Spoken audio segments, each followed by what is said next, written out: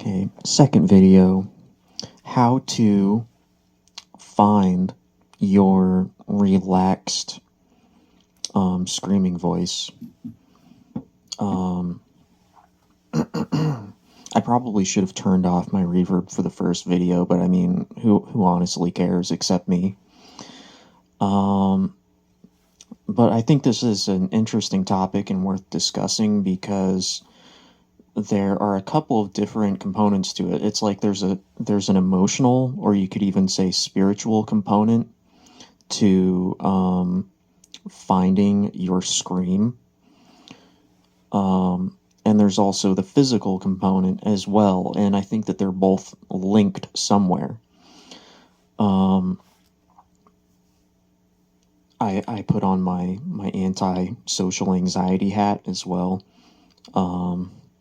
Oh, hold on, let me put on my anti-anxiety sunglasses too.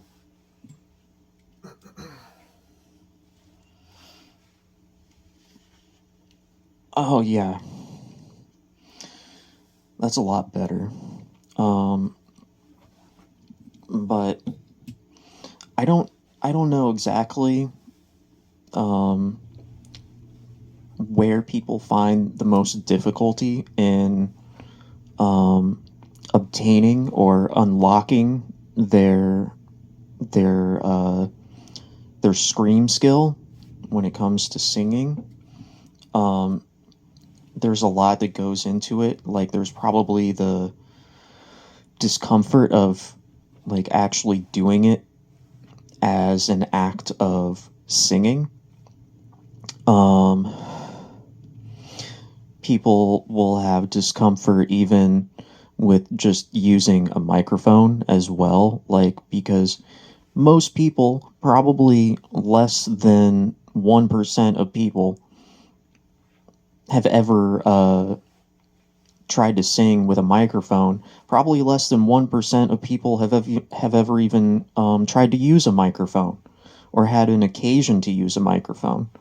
And so it's like when you first start doing that, it's like, what am I hearing? This doesn't sound like me. It doesn't sound like the me that I hear in my regular voice, because even that is something that's totally different than what you get fed back to you after you've sang, or when you sing. Because when you talk normally and you're not having it fed back to you,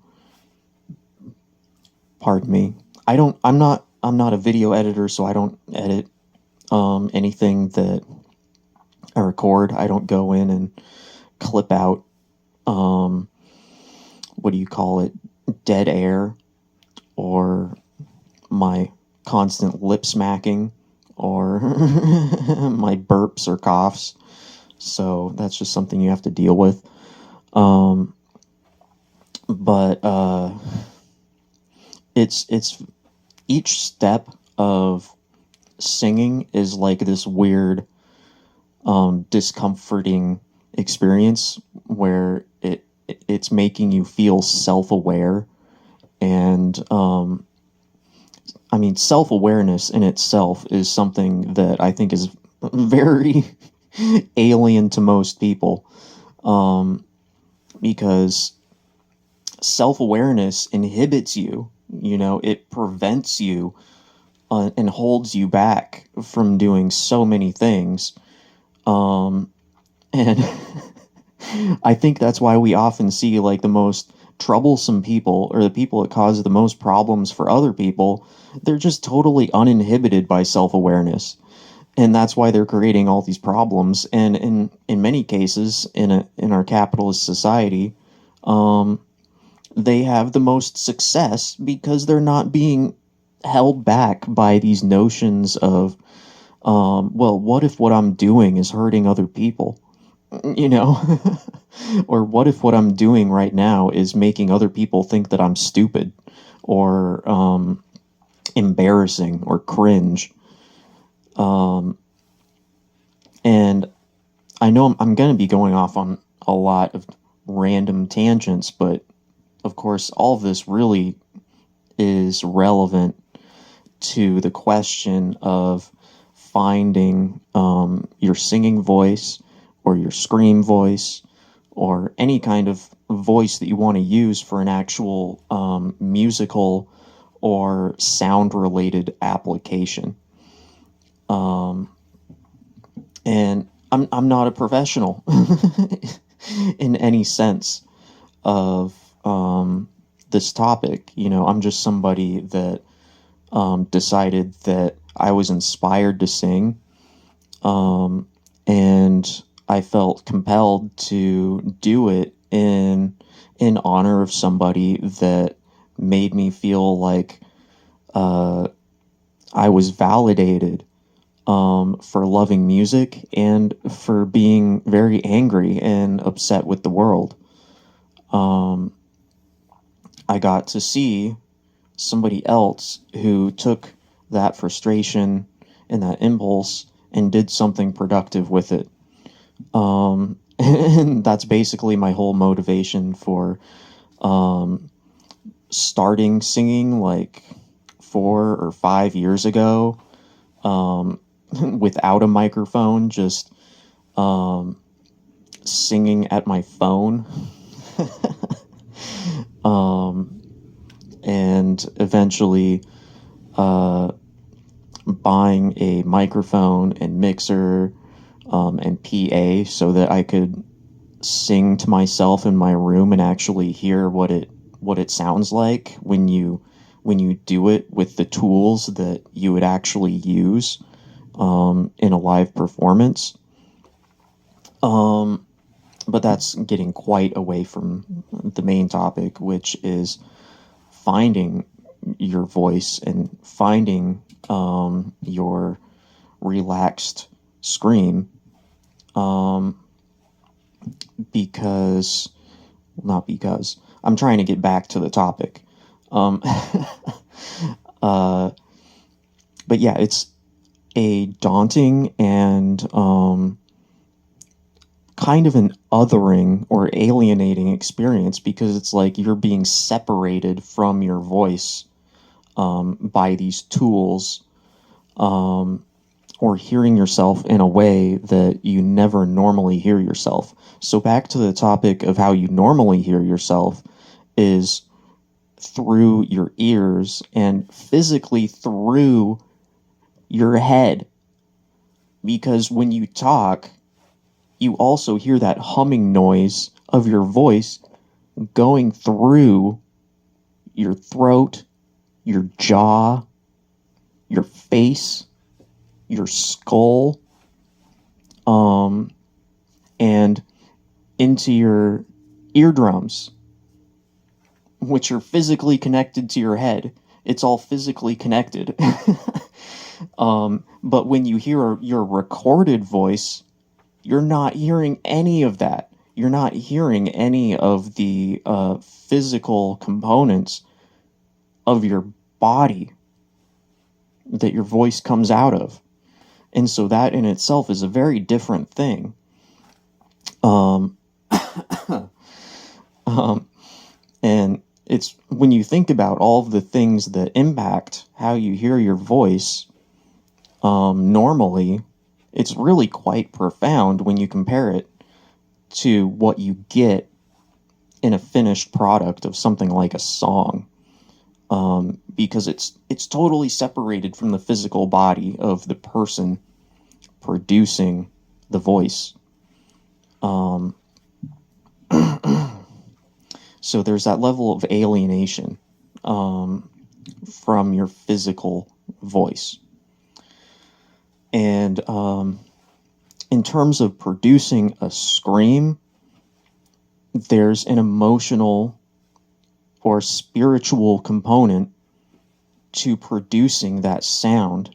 And by spiritual, I don't mean it in like a religious sense. I mean it in an internal self sense, that there is a meaning and a story behind where that sound is coming from, or that impulse to create that sound. It's coming from a place of it's different for every person, obviously.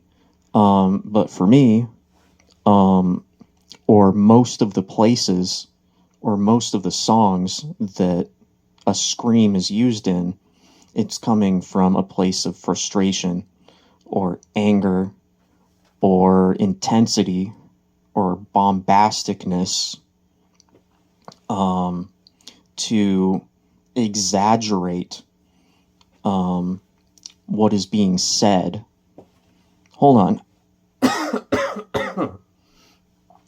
To be completely honest, I don't normally talk this much, so um, despite the fact that I'm talking about using your voice and singing and all of that stuff, like I don't normally sit and talk for a very long time. And so if I haven't been singing on the regular, um, it actually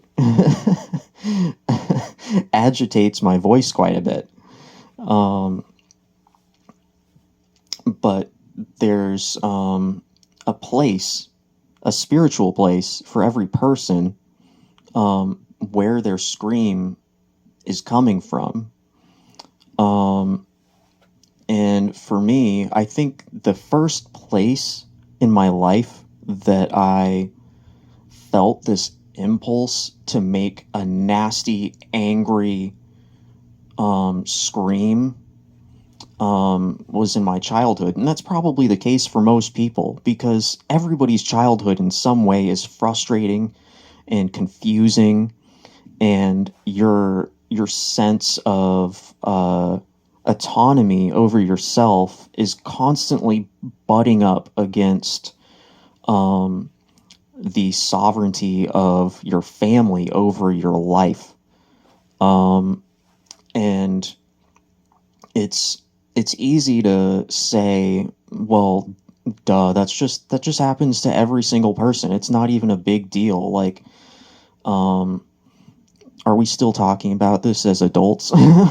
you know, um, but even though it's commonplace, um, that doesn't make it any less valuable to a an artistic application or a musical application.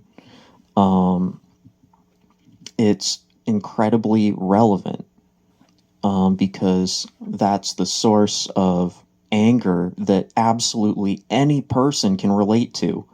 Any person can go to that place or remember a childhood memory where they felt truly angry and pissed off, um, for the first time, um, and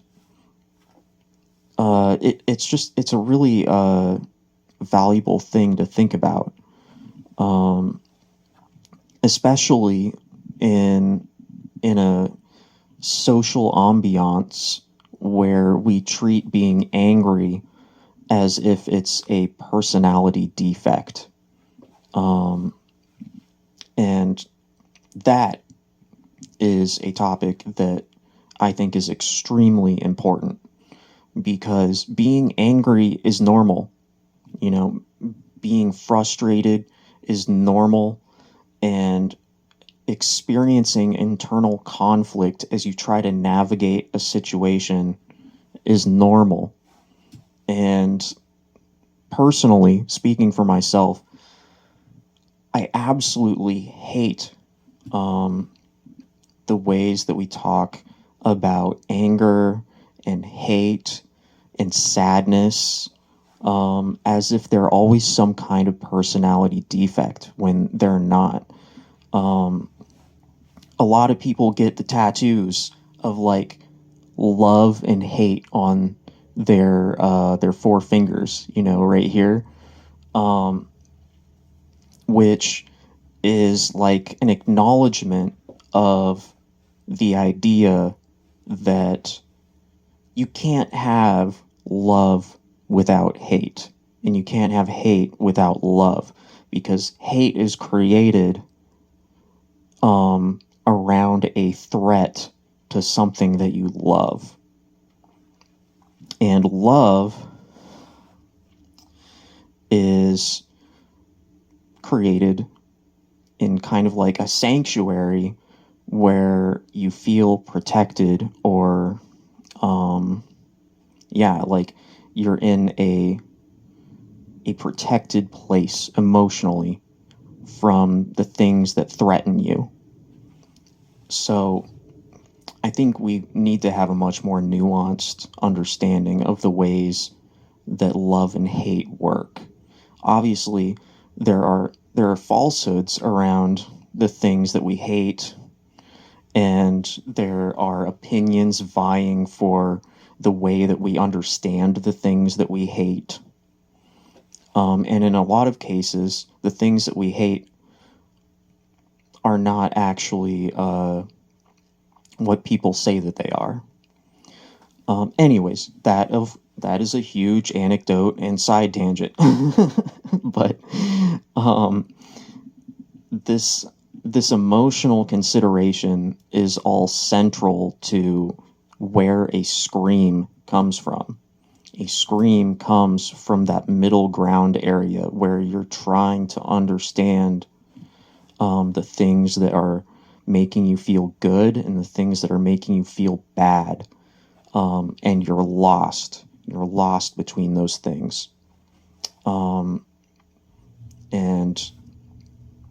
like being reminded that another person experiences that conflict, I think, is where the appreciation for hearing someone scream in a song really comes from, is that you're identifying with their conflict, and you appreciate hearing it articulated in a way that makes sense to you. I was holding that sigh or that yawn in for a while.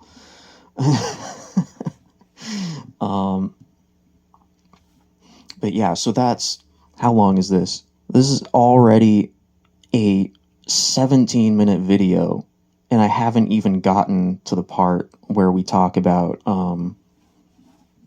actually realizing the scream. Because not because I just have a habit of saying because when I don't know where I'm going next. I don't know if some of my things on my mic stand are loose. It feels like I'm chasing my mic away from my face a little bit.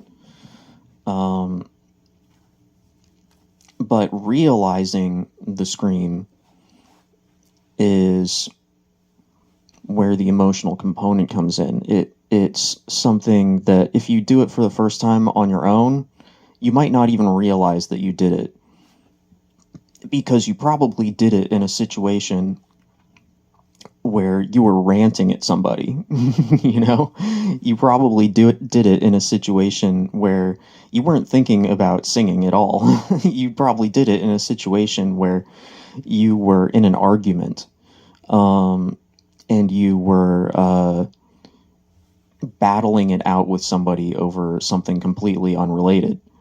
But for me personally, I think that where I found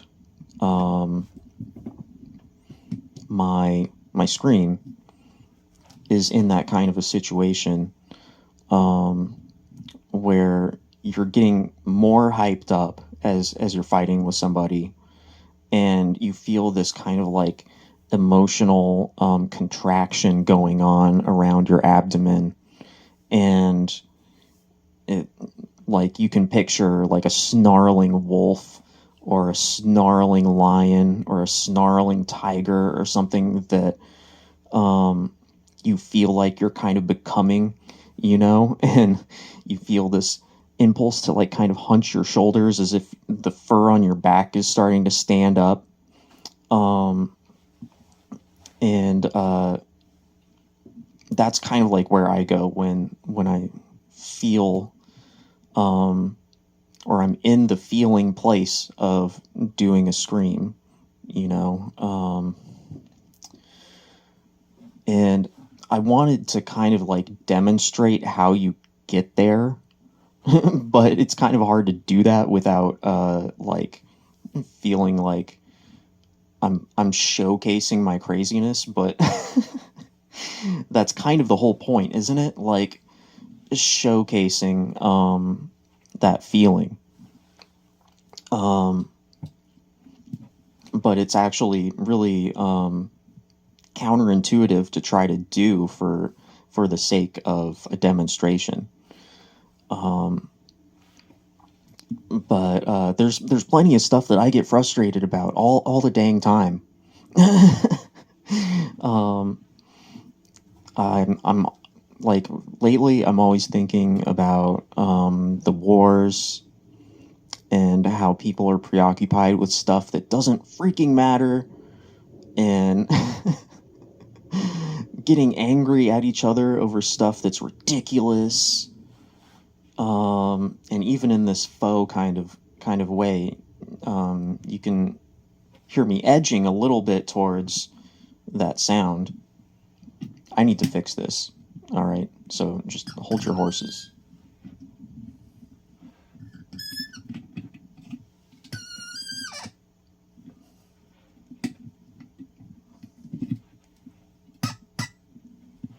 Okay, maybe that'll do it. But yeah, I think you can probably see that I was like slowly, my mic stand is slowly making me chase it. Um, I probably shouldn't be holding it. um, but yeah, so it's kind of in that emotional place where you feel threatened, you feel frustrated, you feel like you want to lash out, you know. You want to say something really nasty to hurt somebody's feelings, um, which I have done, and I'm sure any human being, any human person that has experienced human things with other people has felt that way. Um, it's not it's not a personality defect to get angry and feel frustrated with other human beings because we are extremely frustrating creatures. We're constantly miscommunicating. We are constantly appealing to our egos. um, and, you know, I think that's probably why the Alice in Chains song, Love, Hate, Love, was such a revelation to me, and genuinely inspired me to try to sing it. Because, first of all, when you listen to it, it literally just sounds impossible. It sounds impossible to produce such an angry sound as you hear in the climactic finale of that song. But it's so relatable as well. Like when you hear that anger, if you're a human being that has felt anger, you can relate to that sound. Because it's just is the most uninhibited example of frustrated, furious, and threatened sounding screaming, personally, that I've ever heard in a song. And I just felt like I had to try and express that and be emotionally and spiritually unified with that expression. So I think that should be that should be good for this video. It's almost 25 minutes at this second, to discuss the spiritual nature of a scream in music, and where it comes from. Because personally, I think the key to beyond understanding the physical aspects of doing a very musical scream, um, you kind of have to understand the emotional and spiritual component of screaming, because we are we are told that anger is a personality defect. But if you want to scream and express that feeling in music, you have to consider and acknowledge and accept anger and frustration and vulnerability as well, to truly embody and express that feeling. All right, that should be good.